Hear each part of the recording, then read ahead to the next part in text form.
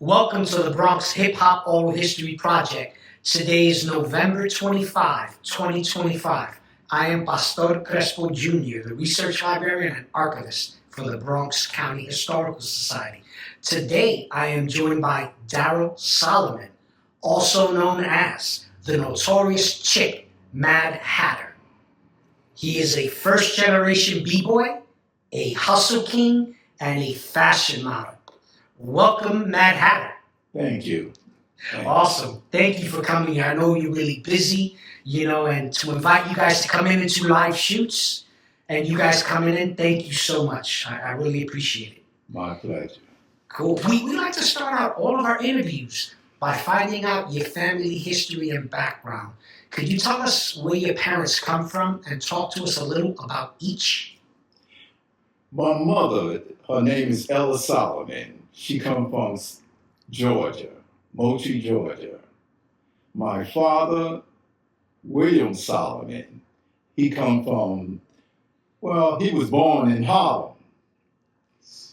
So between Harlem and the Bronx, he lived, my father's family lived in both places. Perfect.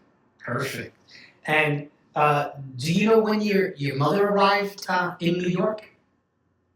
Being from Georgia? From Georgia?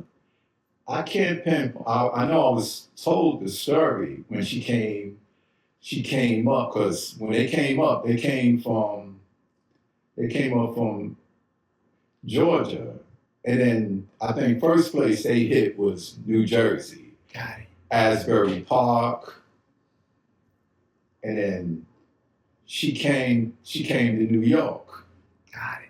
Was she too young in Georgia to pass down any stories of life in Georgia, or did she tell you anything? Oh, she said to me, I'm not going to tell you. I'm going to tell you the good things about Georgia, but I'm not going to tell you all the bad things.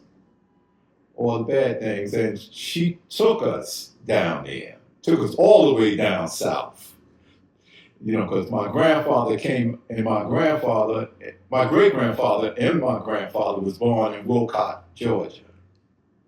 Got it. So we knew the history of my family, which is my great-grandfather, Sam McBurl.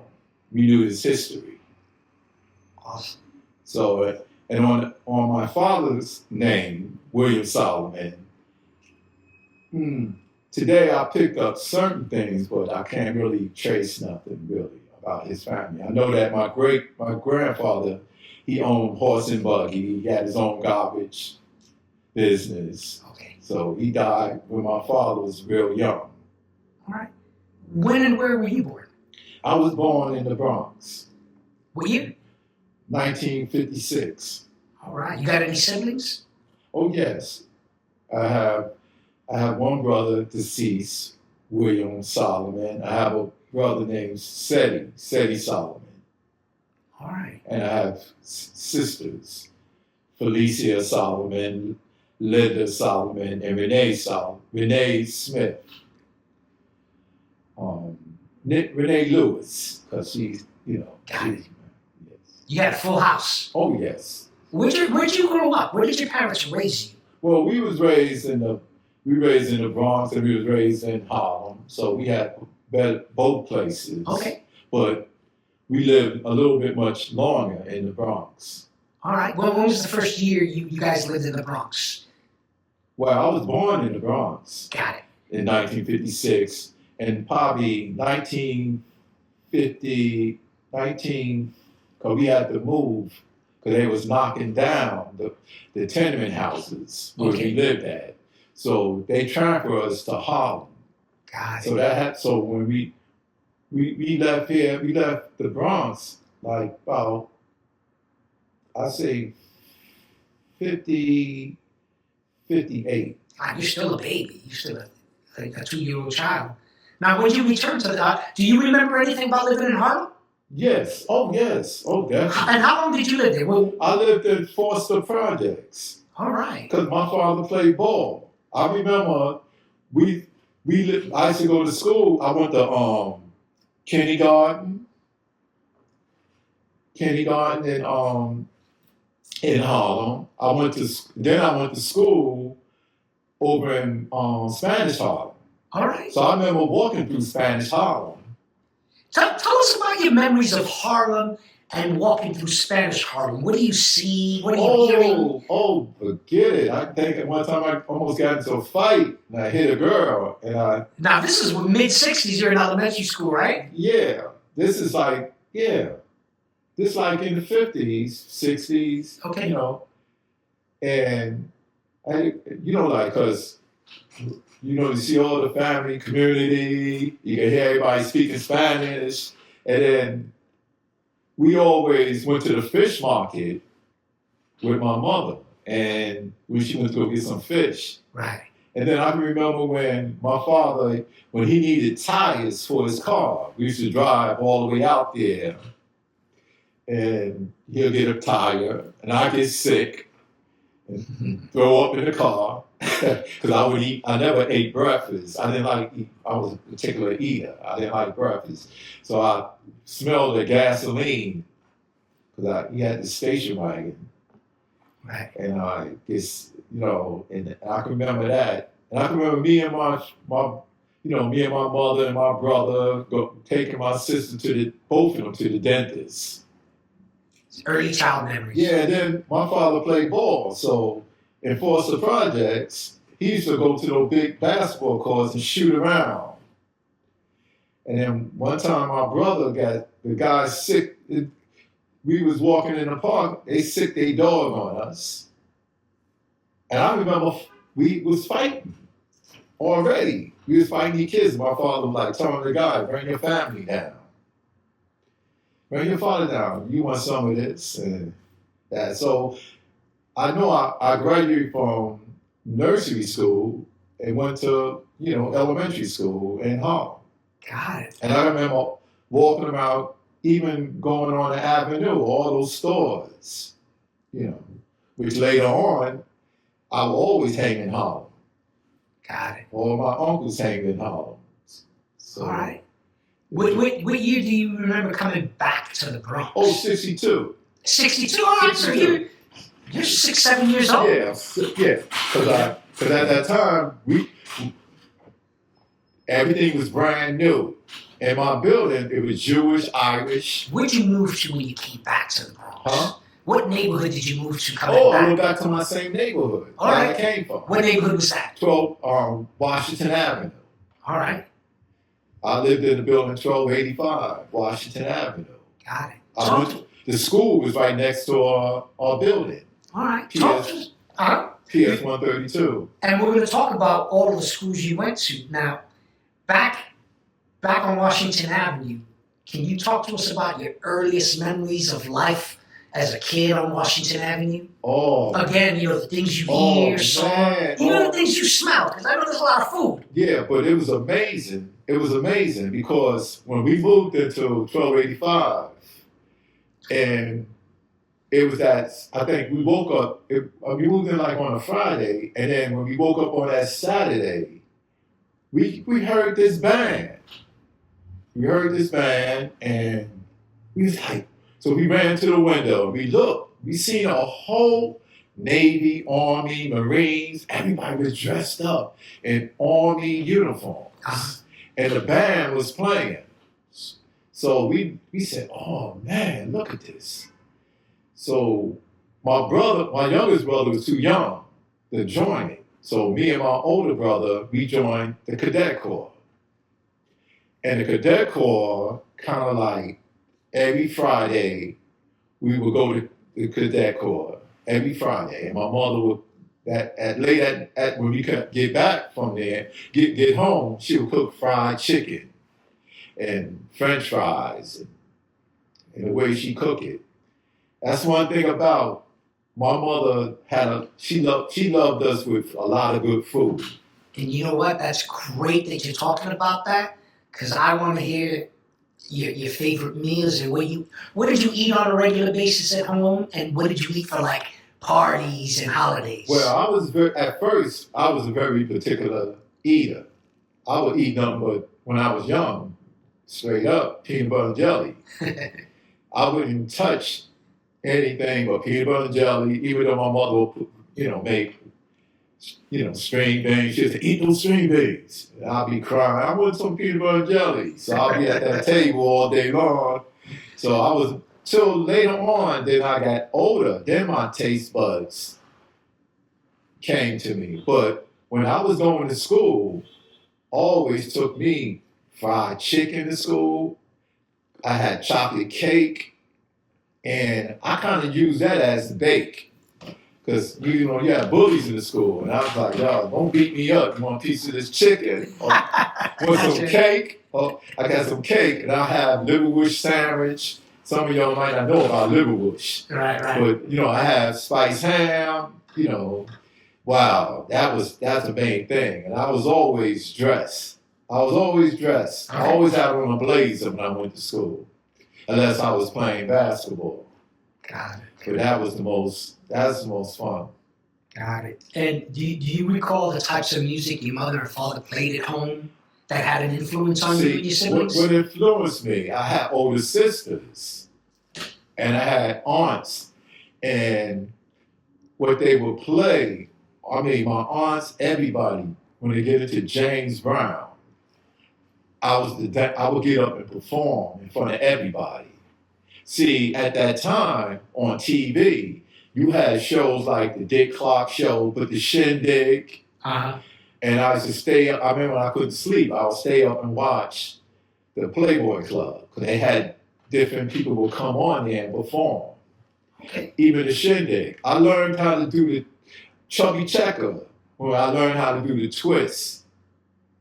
And I learned how to do it the best of my ability. So I would go out to we would leave New York and go to New Jersey, and I would do it out there in front of my cousin, the twist, the swim, the jerk.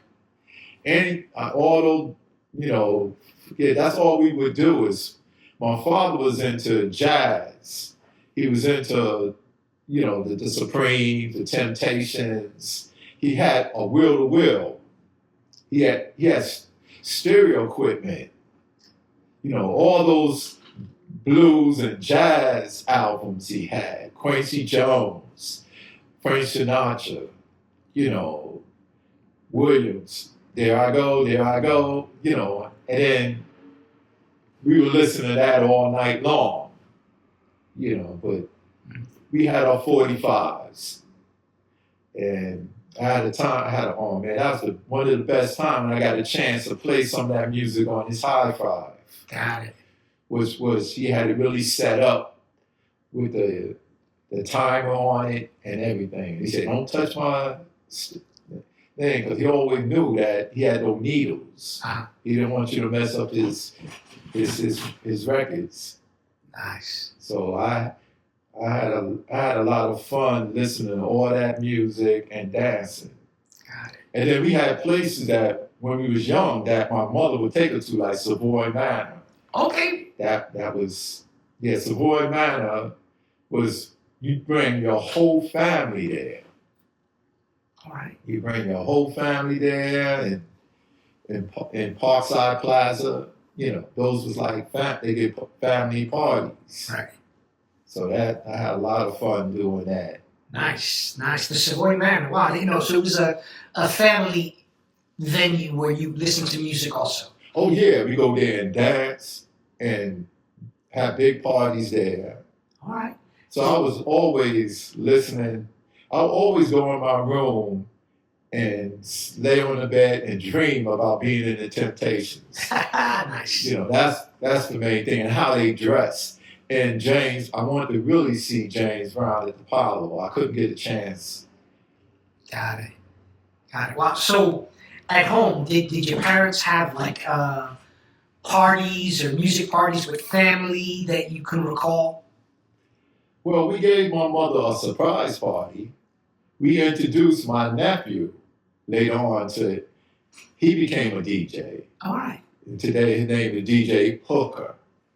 So he gave my mother a surprise party, my nephew, after the birth of him.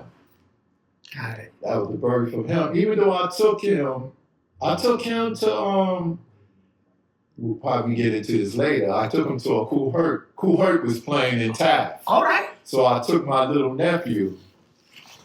And he was about, 5 years old, 5 or 6. I took him over to the park to see Kool Herc. Got it. And in your neighborhood, you're still a kid. Do you have any of your earliest memories of the kid games you played on the block? How you entertained yourself? And just any recollection you have with your friends. We played Ring-a-Levia all night long.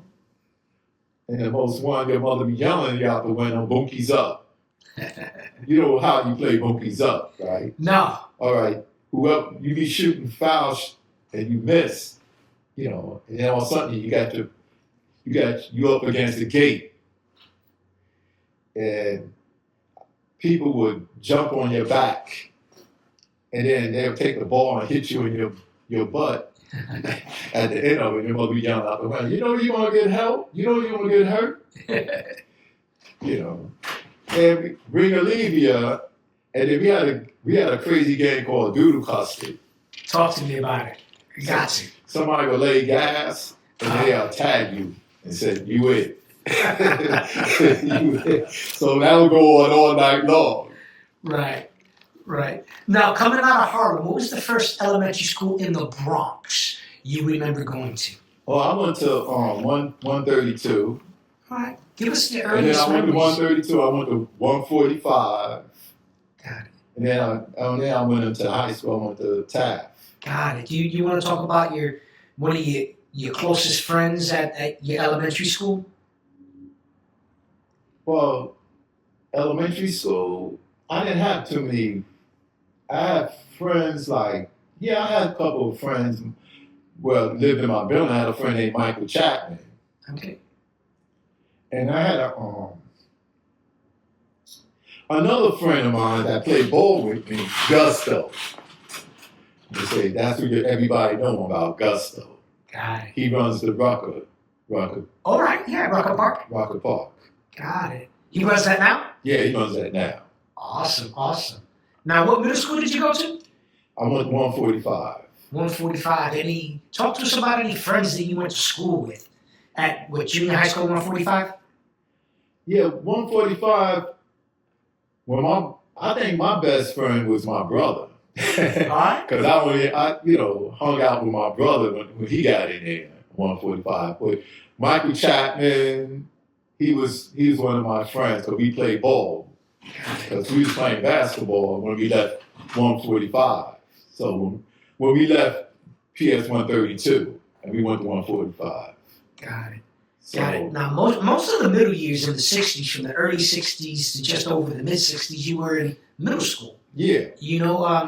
And did you recall any gangs around the school or around your neighborhood? Yeah. Who were they? We had the black Spades. We had the Baby Pearls. We had the Saigons. We would see the Savage No Man. We had the Savage Skulls. We had the Golden Giddies. Got it. Were there like cuts or jackets visible? Jackets at the time. See, I was trying to get away from all that because I didn't like dungaree jacket because they would check. They would say, "Yo, take off your jacket," because they know you got colors inside. So that's what I seen. It was like gangs everywhere. Baby Pearls. Wow. Savage No Mans. Got it. And the Ghetto Brothers. They were one of the biggest gang. Got it. About 5,000 of them. I mean, it's a whole lot of them. They had their own clubhouse. Right. What's your earliest memories of the Ghetto Brothers and what were they doing? I mean, did you ever go to any of their jams? Yeah, they didn't have no jam, but what we did, they had their own on Bathgate. Okay. They had their own, like a nice room. Got it. And we actually went in there. Yeah, well, that's a lot of guts. Because we had a little problem with them. Oh, yeah? Yeah, we had a little problem because on Washington Avenue, we was up on where Clark Kent.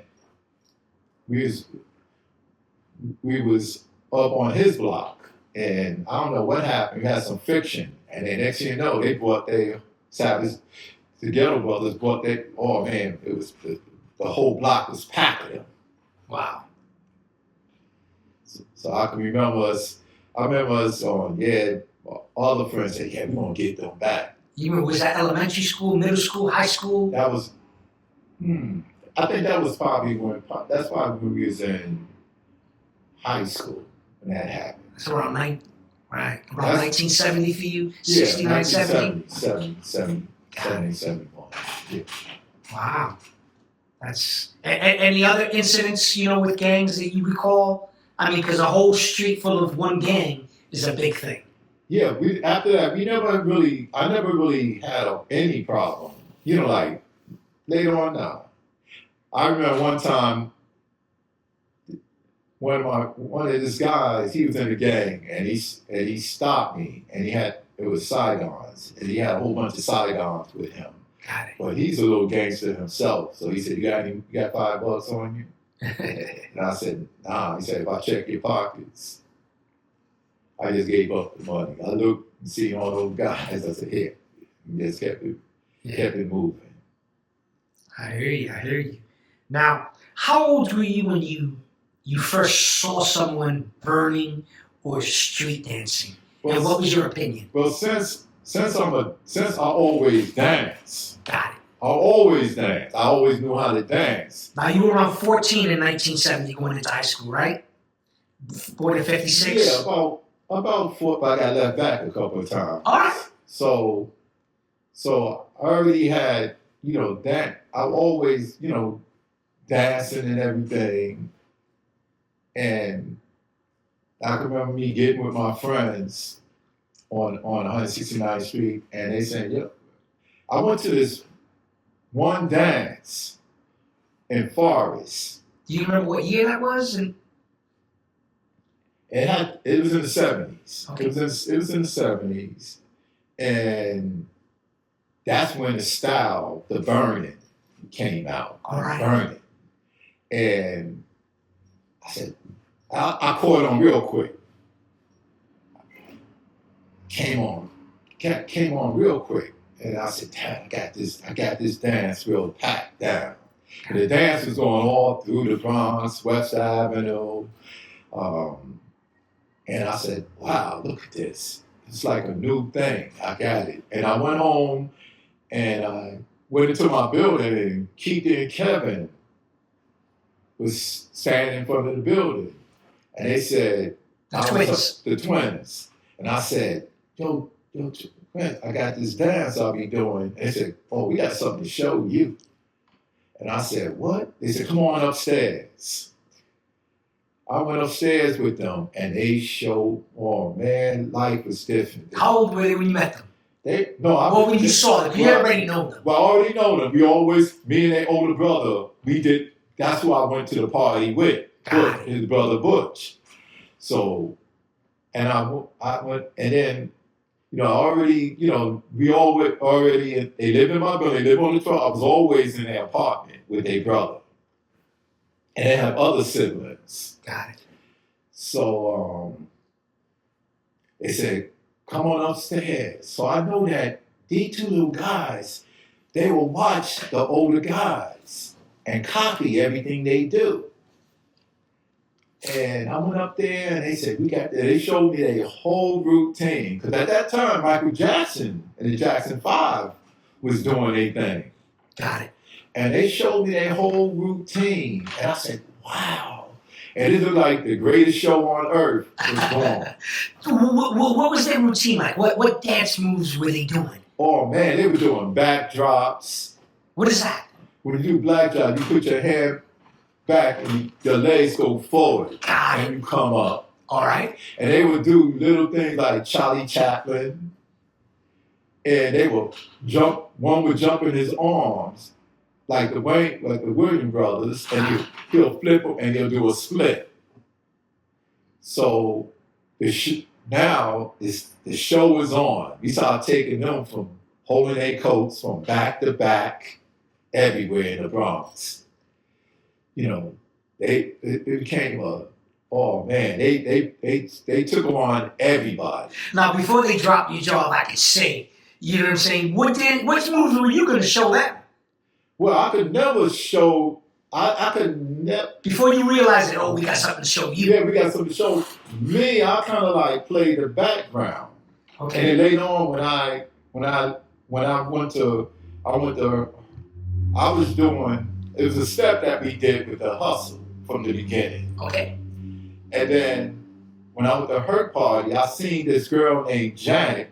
What was the first year you went to a Herc party since we just moved there? I was 17. It had to be 73. Okay.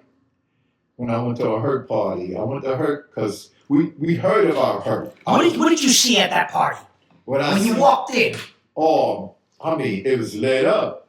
I mean, everybody was dancing. Everybody was dancing, and Herc was calling Trixie over his name because he had the echo chamber. Okay. The echo chamber at that time. The echo chamber at that time. He was calling it, and then you see everybody perform. You know, then he'll stop everybody, and then people will compete against one another. Okay. People be competing against one another, and man, it was like crazy. Were there any other DJs at that party? Well, Kool Herc, he will, after Herc play, Kool Herc will play. Got it. And sometimes even Timmy. Timmy later on started playing. Who's Timmy? Timmy, I've got Timmy's last name. But Timmy... And this is at 1520 still? Yeah, this is at 1520. Well, it was just Herc. At this time, we just Herc and Kool Herc? And Kool Herc at this time. Got it. They would play.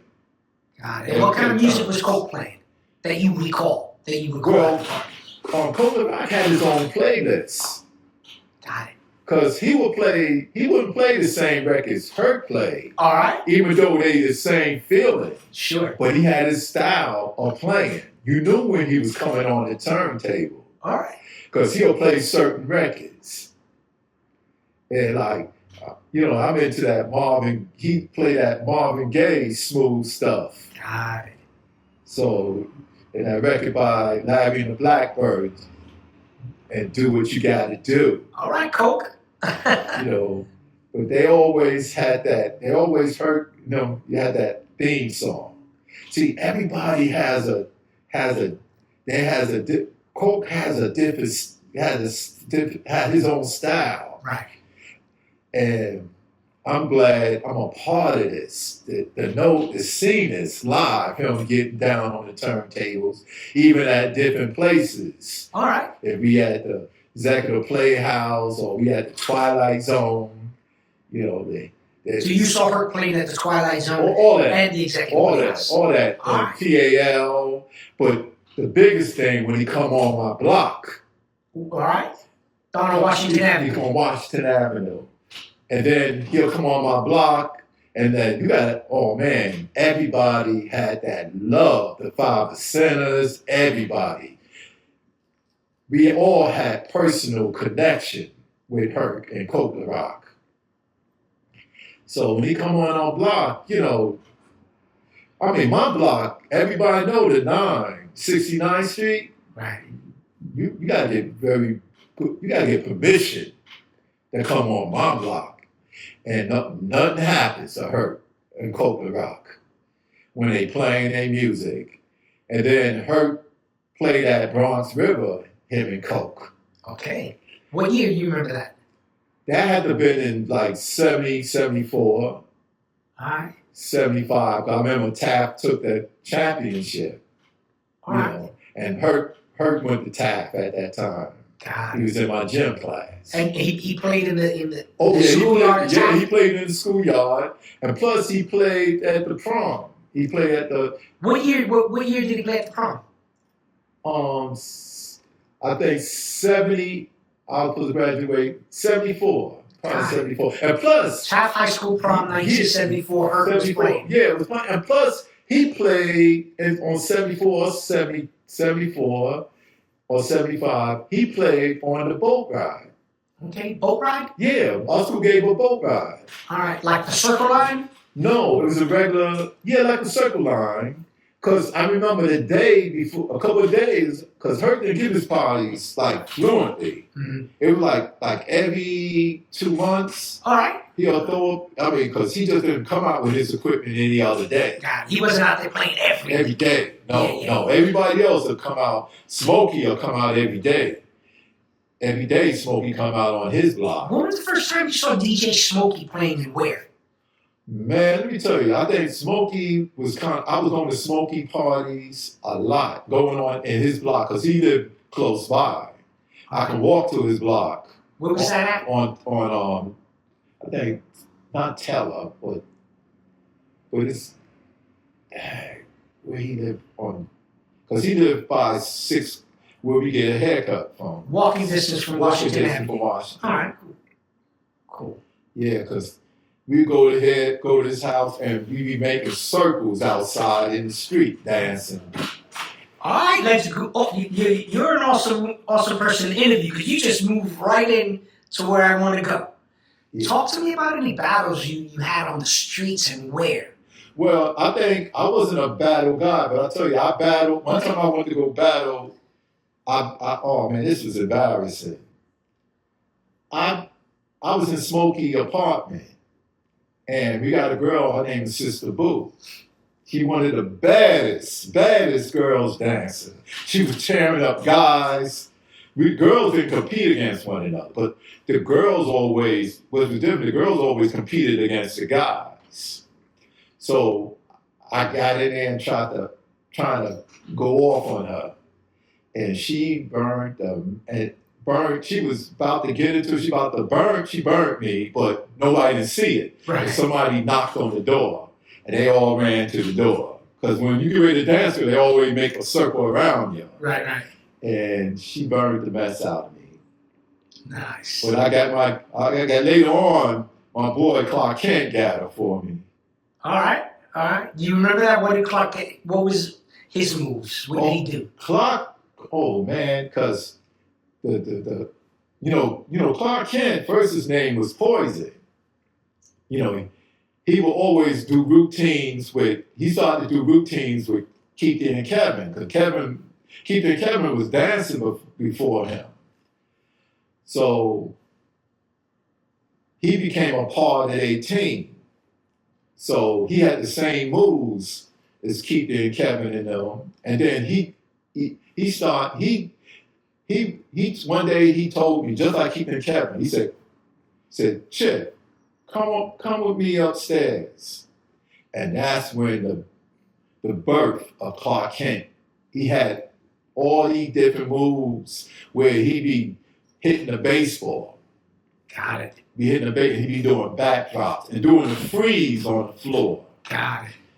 So what do you mean doing a freeze? Yeah, when he did a backdrop? He'll do, like, when you go down, you'll put your foot out and you'll freeze your foot on the floor, up on the floor. Got it. And he had a thing when you do a baseball, he'd be running to the base and he'll backdrop and run, spin around and go to the other base. Got it. He backdrop, spin around and do a freeze. Yeah, do a freeze, run to it. It's more like a cartoon. So that was that. Oh, it was on, and now we got another threat, and then he would dance. Him and Keith and Kevin, or they all be partners. They all take turns burning girls or burning guys. Got it. And that was at what party did you see him and the twins? Well, we took them block parties. We took them all around the block parties and everything. All right. They'll dance at the let me see, Savoy Manor. All right. Mm-hmm. Where he almost challenged. At Parkside Plaza, he almost challenged A1 Sasa. All right. Mm-hmm. Now, did you recall on the street side of the house? Do you recall any dancers on the street dancing, or what were they doing? Well, different street dancers. We had my boy Eldorado Mike. He was breaking. He was doing different styles, and then he would do the hustle like me. but his style was a little different. But his style. Everybody would turn around and look at it. Got it. Yeah, and it was like it was crazy. Yeah. You know. Now he was hustling and breaking. So breaking, what was he doing in breaking? Well, he was doing mostly backdrops, Got it. going down. I remember one time we was over to Dover. Him and his guy got into it. Next thing you know, the guy threw him into the speakers. And then he threw him into the speakers. And that was the end of that, you know. Right. But he got into it, you know. Then we had another guy named James Bond, which he had... Did you see James Bond? Yeah. See, James Bond came from another guy that was a legend named Bobo. Bobo taught him how to dance, how to break on Smokey House. You saw him teaching him at Smokey's house? I knew that he was up there. Yeah. He was up there learning and everything. Got it. Because we all was friends. And right. Yeah, no, we only want to interview and see what you saw firsthand. Yeah. Because when he finished teaching them, he came into his own style. Got it. When was the first time you heard the word b-boy? At her party. All right. Yeah. What did that mean to you? At first, I thought it was clean up. All right. B-boy? He said, get a b-boy something. Like a busboy? Like a clean up. Because when he would say that, and everybody go off. Everybody would go off on all right. B-boys doing their stuff, jumping in on the floor, doing all kind of stuff. Got it. And what did the B in b-boy mean to you? Breaking. Got it. Yeah. But I come from when I'm coming up, we was more like burners. Like girls say, don't burn me. Right. Don't burn me. Don't burn me. And they said, don't make yourself look good. You know, but you burning them, so certain moves you would do. Got it. So burning turns into breaking. Yes. Easy enough. Did you ever belong to any crews or dance groups? No. No, you always danced on your own?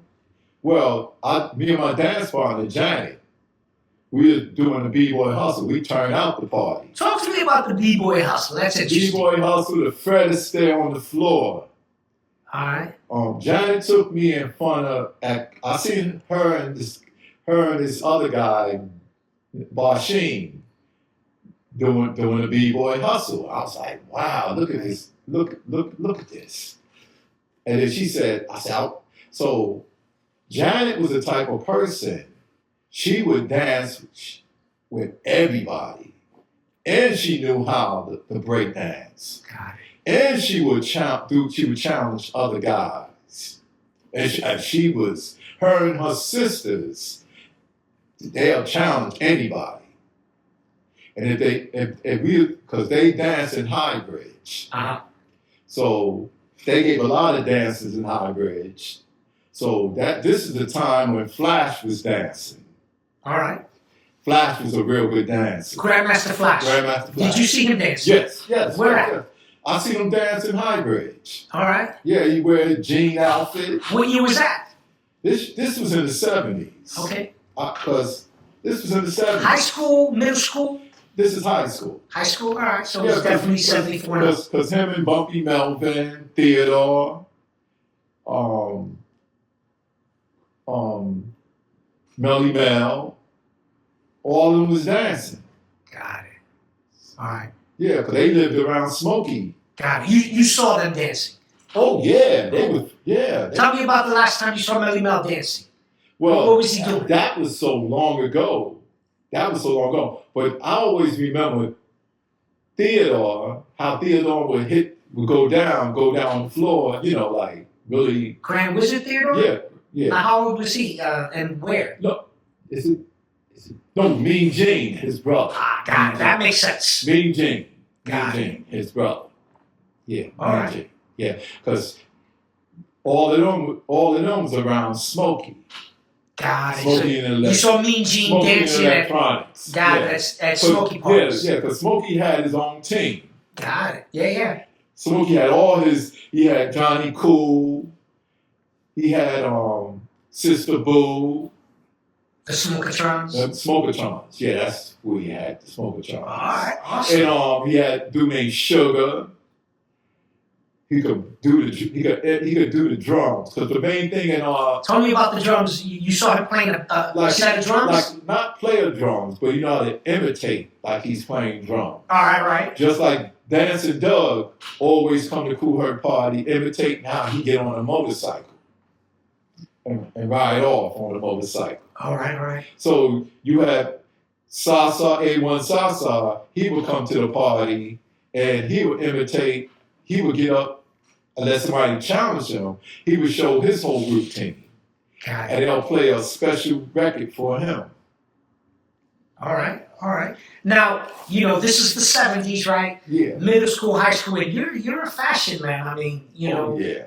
So talk to me about the 1970s b-boy gear, right? Because b-boys, in my opinion, right? Mm-hmm. B-boys set the fashion scene. So you dress like a b-boy, you didn't have to be a b-boy. Well, but in hip-hop, they set the scene. Well, what were they wearing? Well, it set the scene, you had certain b-boys that was wearing custom-made suits. Okay. All right. Who was wearing a custom-made suit? This guy named CJ. All right. He was wearing a custom-made suit. But he wasn't wearing that at a Herc party, though, right? Yeah. At a Herc party? Yeah, at a Herc party. All right. He must have been the only one. See him go down, but you had other dresses because everybody wearing AJ Lester. God, that's what I want. What's the b-boy AJ wearing? Lester. I mean, the suit's a suit. AJ Lester, Phil Crawford. God. What did you wear? I'll wear the stitch pants, the quarterfields, the alpaca sweaters, Right. The what did you say? You had not Cool G's. You had another one. Had another type of sweater we'd be wearing. It's like an alpaca. Yeah, alpaca sweater. I would wear that. All right. And I'll wear a felt hat. Everybody had on felt hats. Now, other people would wear snorkel coats.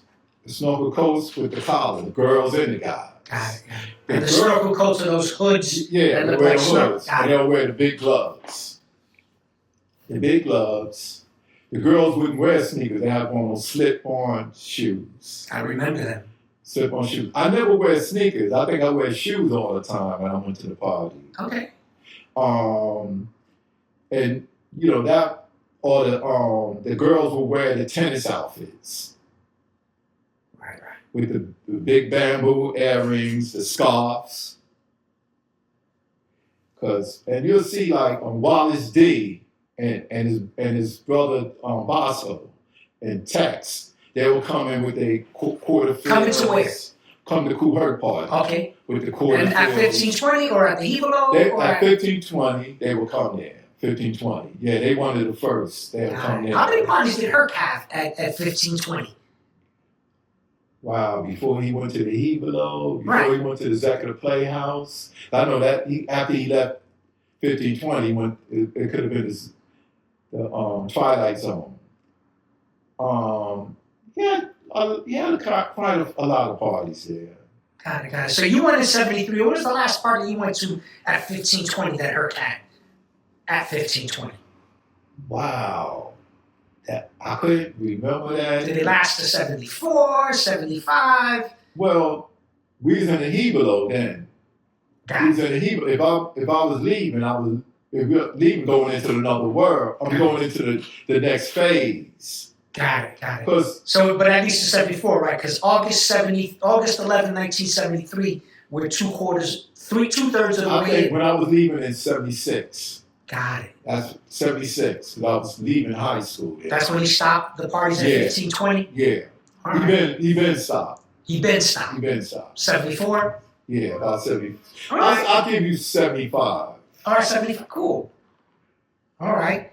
Now, what is your b-boy anthem? That song that either DJ Kool Herc or Scott LaRock played, what called you? You just had to go to the dance floor.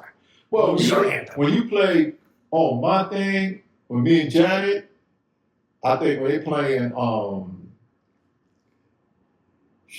Trouble Man. Trouble Man. Yeah, Trouble Man. All right, by who? That's by Eddie Kendricks. Got it. Got it. Any other b-boy jams? It was Doing in the Park.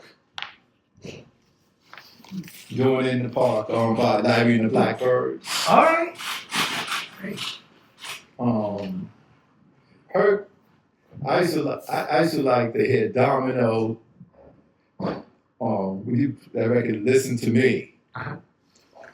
Well, Brass Construction. All right. Brass Construction.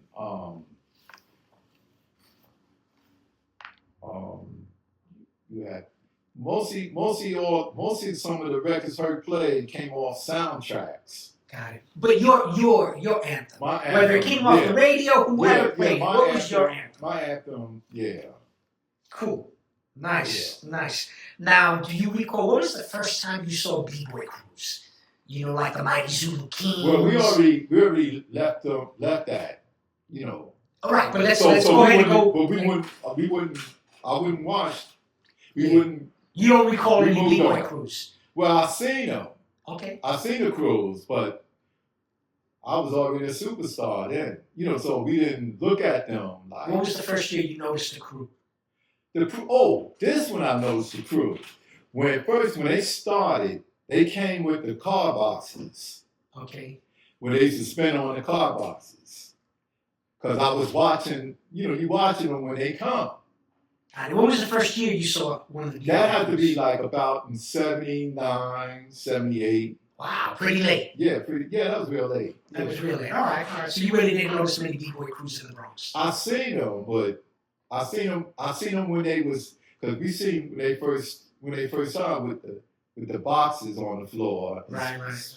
Spinning in the vacant buildings in the Bronx and everything. All right. See, because we really seen crews. There were no crews at our parties. Got it.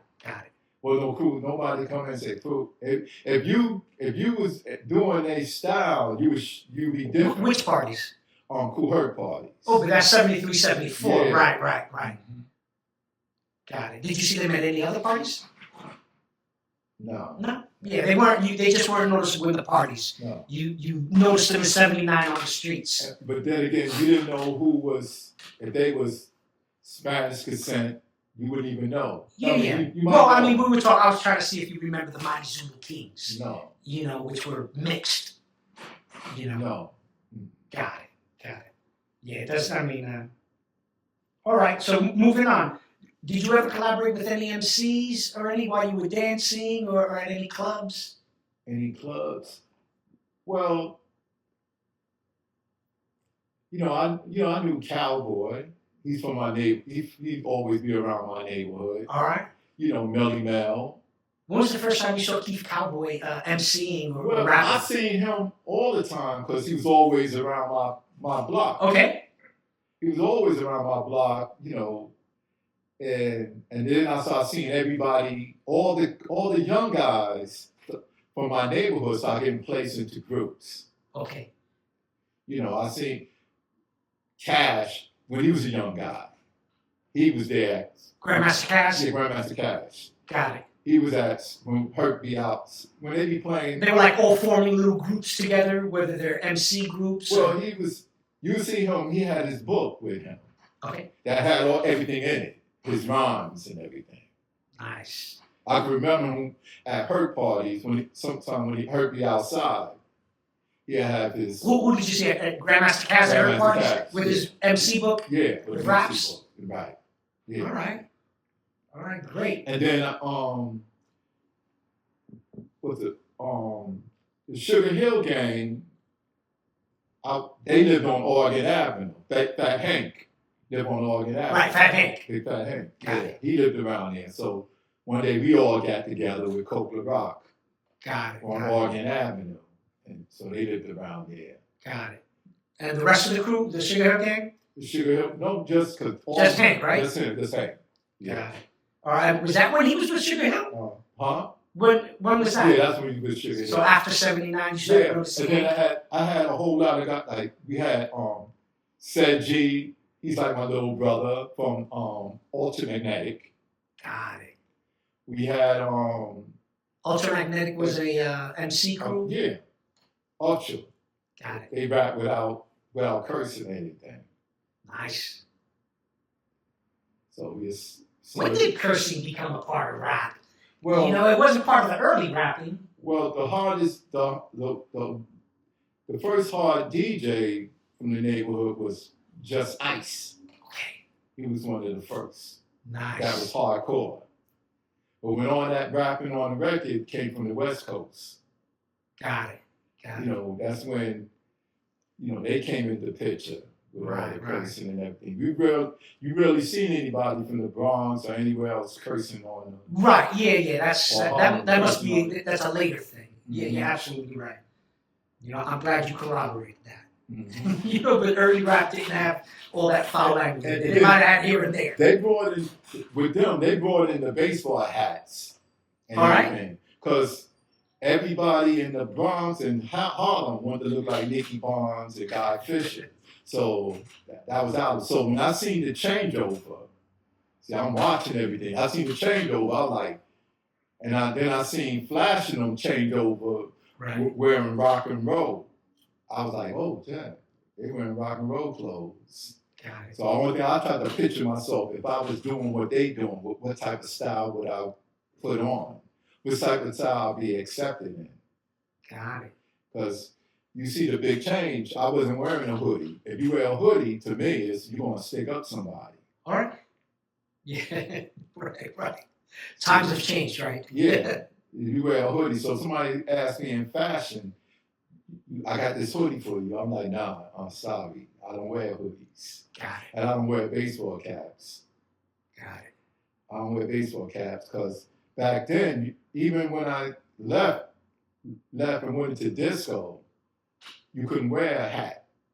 All right. And the clubs, right? In the clubs. You couldn't wear a hat. So talk to me about when you first started getting into hats and the reason. From day one, my father, I see pictures of my father, my great-grandfather, all of them wear hats.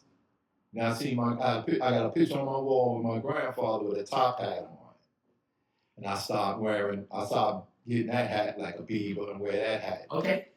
And I said, wow, that changed a lot of things. When did you pick up the moniker, the Mad Hatter? Well, everybody was calling me Hat Man. I was wearing hats at all black and gold parties. Okay. And everything. But I couldn't wear it I couldn't wear my hat in a club. They would tell me, even if I went to Philadelphia, they told me, take off that hat. But at Herc party, it was no problem. Got it. Everybody had on hats. Hats and felt hats. Right. And, because you had movies like The Mac, you got pictures of movies like Superfly. Right. So everybody was going to dress that part. Did you ever catch any attention outside of just your neighborhood for your hats? Did that become the reason why you got into fashion? I was always into fashion. All right. And I went into modeling in '84. All right. Something told me, what you want? I want to model. So I started modeling with this lady. I did a small fashion show. And then I started doing big fashion shows with this lady named Sonia Brown and our Hollywood twins. All right. So I was very particular about the clothes and how it's like you want somebody to play your theme song. Okay. When you walk. Right. Got it. And did you have a certain theme song when you modeled that you preferred? Well, like today I was anything let me see. Yeah, I had certain things, because Jay say something. Sometimes Jay-Z got music, you want to walk to. Got it. Because you feel like when you walk in, you're telling a story, in the clothes you have on. All right. So interesting. When was the first time you modeled? Whether you got paid for it or not? I think 84. So, all right. Yeah, it could be 84. It could have been earlier. I did a show in the 371 Club. Okay. I modeled in 371. I still got a picture of that. Nice. You know, I did it in there, and then I went in to do the Hilton Hotel, the Waldorf. Right. So talk to us about some of the, because I mean, looking you up, I can see Italian brands. Talk to us about some of the brands that you model for. Well, I had actually, when I did fashion shows, I actually had designers come in and choose you. They would choose who they want to wear their garment. So they'll lay it up, they'll put it on you right then. They'll bring the cherry out and put, here, I want you. And you're a tall, slender guy, right? Yeah. I hear that works for women models, tall and slender. Yeah. Was that kind of the same thing for guy models? Yeah. Mm-hmm. They looked at you and were like, oh. Yeah, because you got that fit. I can put on anything and have that fit, and I can make it. And you got to come over photogenic. All right. So today, I went back to doing it. So I'm shot by every photographers out there in Soho. Okay. I went back to what I love to do. Any magazines that... Yeah, I got my first magazine last year. All right. Mystique. Yes. Mystique? Mystique. Yeah, Nice. I got my first magazine. Have you ever been like on fashion tours? Fashion tours? I went on fashion go-sees. Okay. Where you come in with your book. All right. And you stand on that line. And they say, what modeling agency you from? I think I was signed to the Marsh agency. So you had an agent. You were... No, it was an agency. Got it. Well, we'll go out for that. Back then, they were going out for. We would go out for cigarette ads, liquor, Haagen-Dazs ice cream. Right. You know, you'll go out. Mostly had all those cigarette ads. You only could do one cigarette ad. Got it. You'll get blackballed if you do it. Really? You only could do one. To get away with it. Because they competition into one another. Now you don't see nobody doing cigarette ads. Right. You know, that whole it looks cool. Mm-hmm. You know, smoking cigarettes. And That was a thing. Yeah, then I taught at my friend Jim Hill had a children agency. All right. Named Honey Child, where he was trying to build we was teaching the kids how to walk, model and everything. They do fashion show. We did fashion shows with them. All right. Were you able to mix or meld your hip hop life with your fashion life? You ever do any hip hop fashion? This is the first time I did something just recently. Talk to us. Me, Kool Herc, and Lucky Bling. We did a jacket. We did Kevin jacket. Kevin Meyer. Kevin Meyer. He had a jacket. We put on Superman on it. Right. And everything. Really unique jackets. Yeah. Got it. And obviously you just borrowed those for the show, right? Fashion Week. Well, if he knew that I was going to be in the show, he told me he would have made me one. Got it. Yeah, I did a little walking with that one. Yeah. Right, because he did have some jackets, particularly for Kool Herc. Yeah, for Kool. Yeah. You know, some of the designs were The particularly... jacket that I modeled in was for somebody at the show too. All right. So it fit me just right. And these are jackets that had street art and kind of like graffiti on them. All kind of graffiti on it. That was the Cosmo show. Some of the girls had on the set. We had girls that had on the jackets too. Right. They were, wow, at least close to a dozen models there, right? Yeah. That was Fashion Week. Right. And Kevin Meyer he highlighted each of the hip hop elements with a model. Yeah. And you had represented the breakers. Yeah. Right. Yep. I think Kool Herc represented the MCs, you know. Yeah. And Lucky Bling represented the graph guys. Yes. Who did the DJ? Who did the DJ? I didn't mean to put you on the spot. Yes, sir. Fly Guy. Man, how come you do Fly Guy? DJ Fly Guy. Yeah, so he had, that was pretty cool to see all four elements walk down. Yeah. You know, and that was history in the making. That's right. To have Kool Herc walk the floor. I was shocked. He's usually modest. Yeah. He doesn't like to be out in front. Well, this is the first time. Coke is out here now. Before, you didn't see Coke. But come on, that was our big brother. when Kool Herc talked at Kool Herc parties, all of us was right there listening. Got it. What he had to say.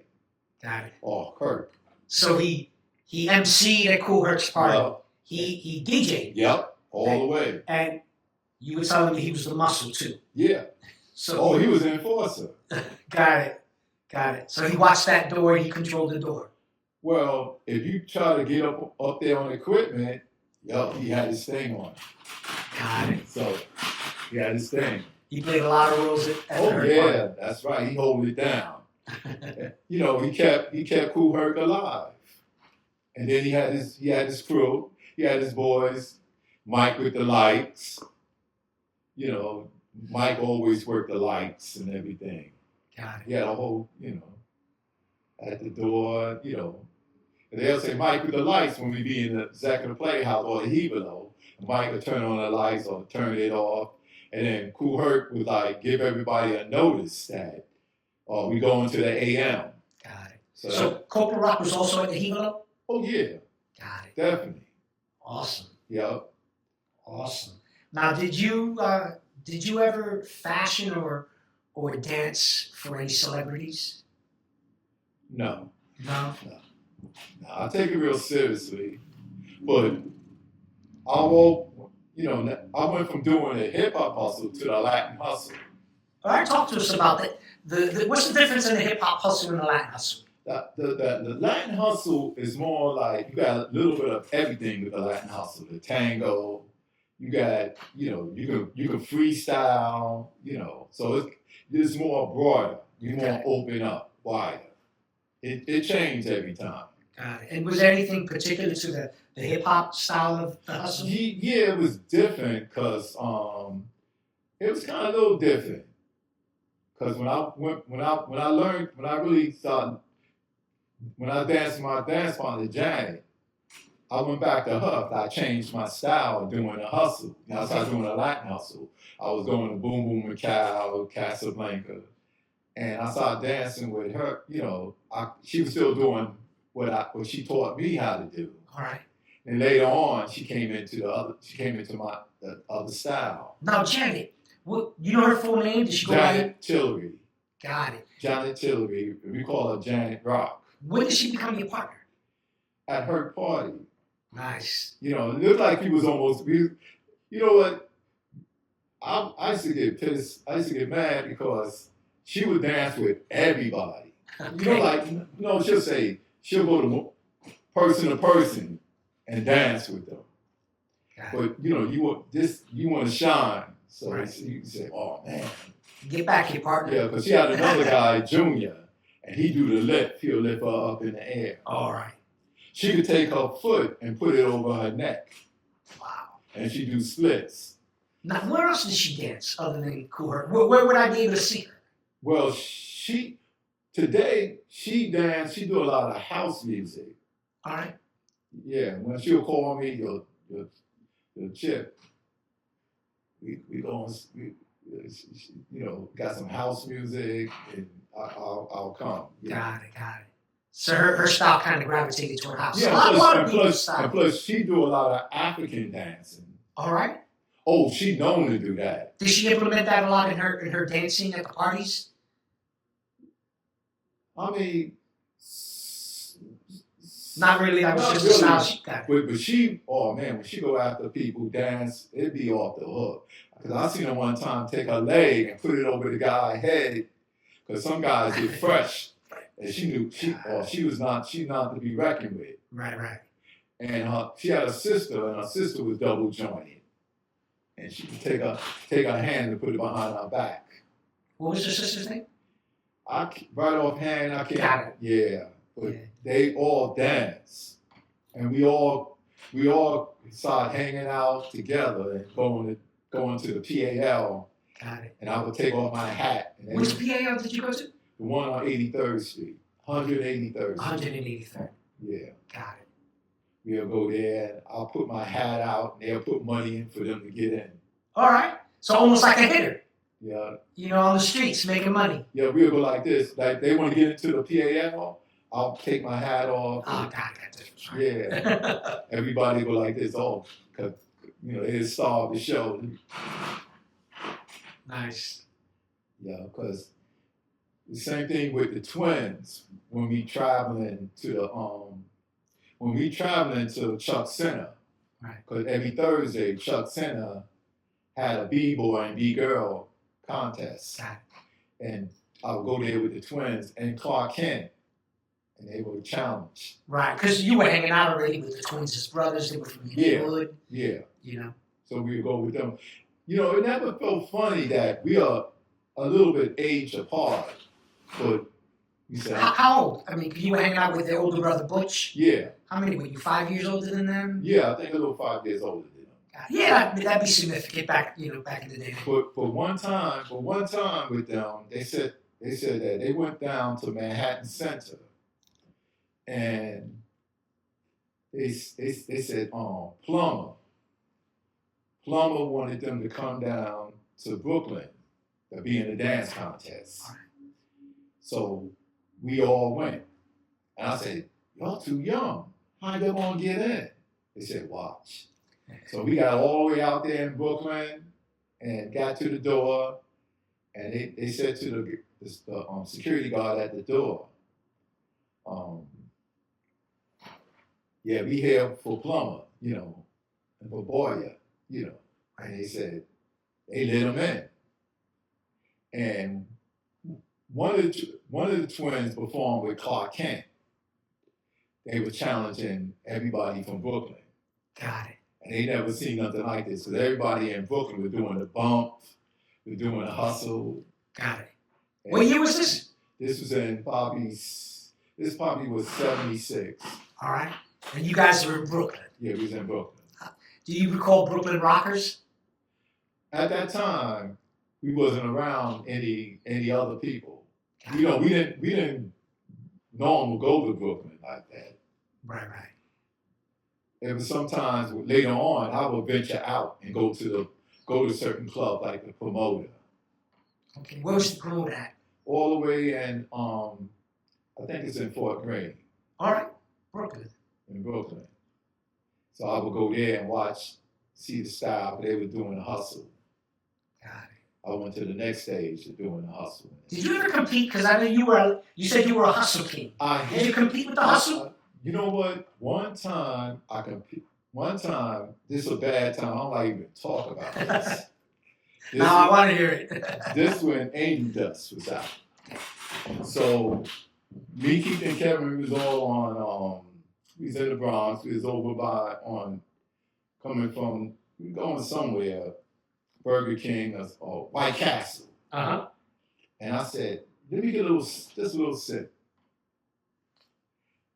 I couldn't believe this. We went to a party, and I was moving real slow. So it was a dance contest. And I got a random girl, and got in the contest, so I moved and lost. And the next, I think a couple of weeks, I went to Kool Herc party. And Herc announced over the thing. He said, "Chip, Chip, from the 9, lost the Disco Duck." It was a DJ, and they were Disco Duck.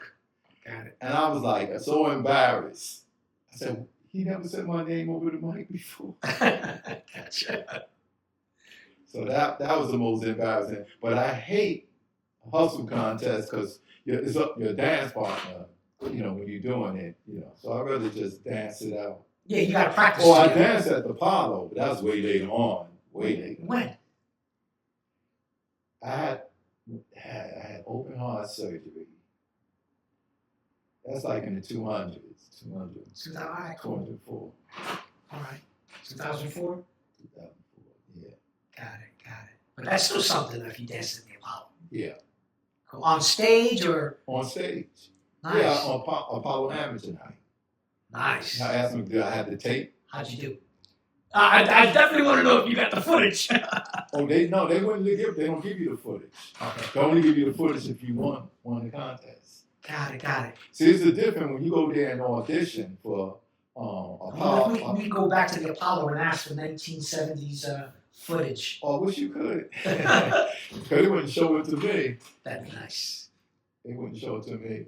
I know one time I danced at Lincoln Center, and they put me on the billboard. All right. Yeah. When was this? What year? This had to have been like probably in 98. All right. 98. I would say fairly recently, but people won't agree. Uh-huh. It's not that long ago. Yeah, so about 98. All right. Now, since you know when was the b-boy committee formed? I remember. I think you had mentioned Curtis Blow formed in 2017. Yeah. Got it. How did that come about, and how were you invited? Well, I know people, everybody, Dancing Doug, I think the Twins, and Dancing Doug wasn't in it. Then he came later and took over it. A1 Sasa, he was in it.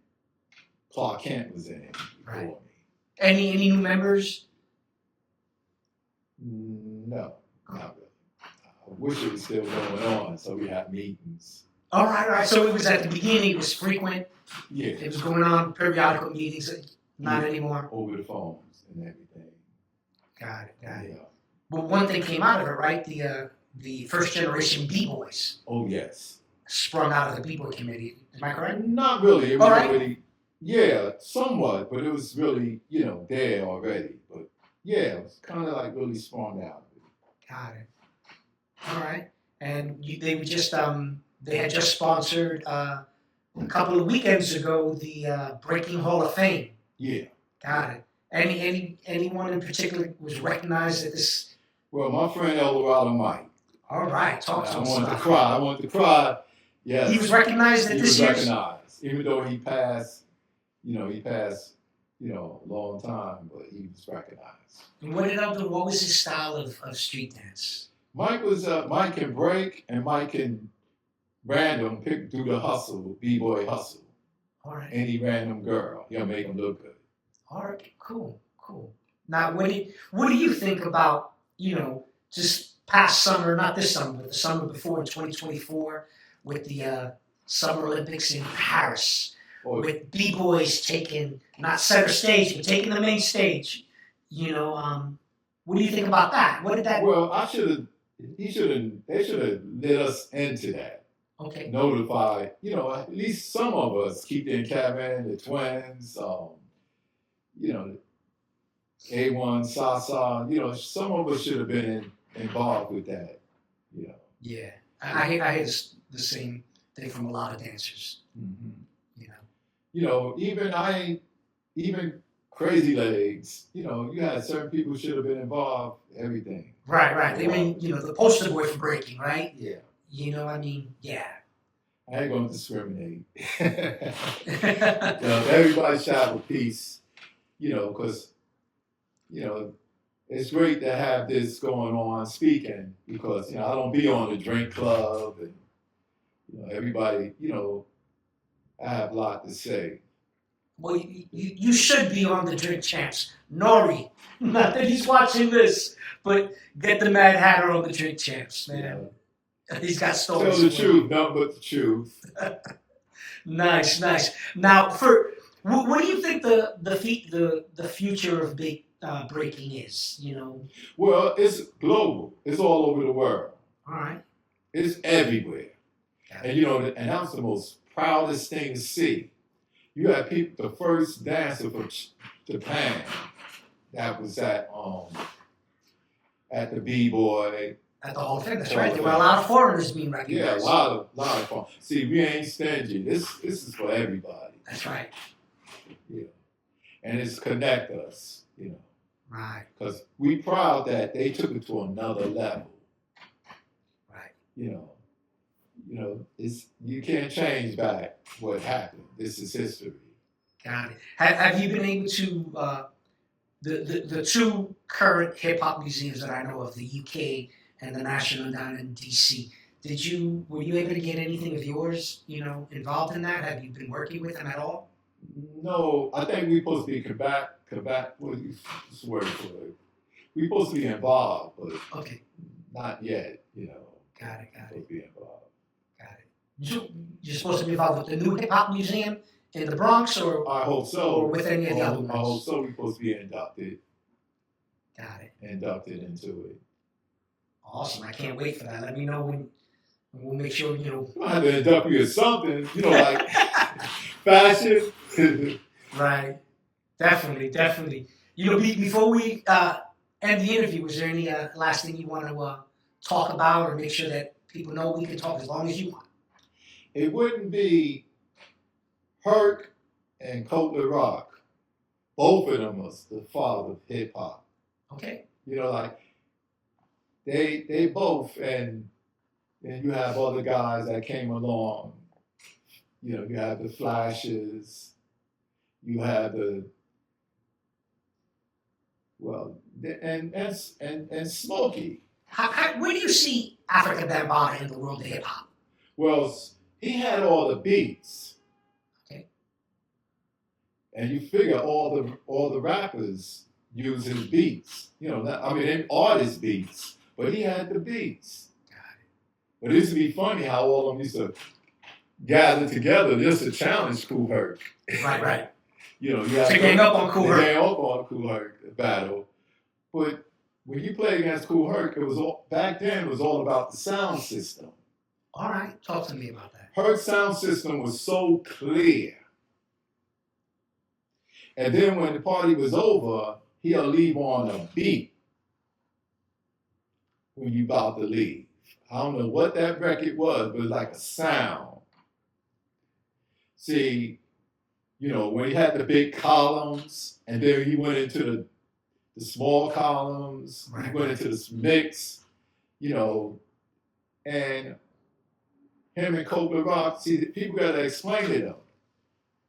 Herc is a DJ for hip hop, not disco.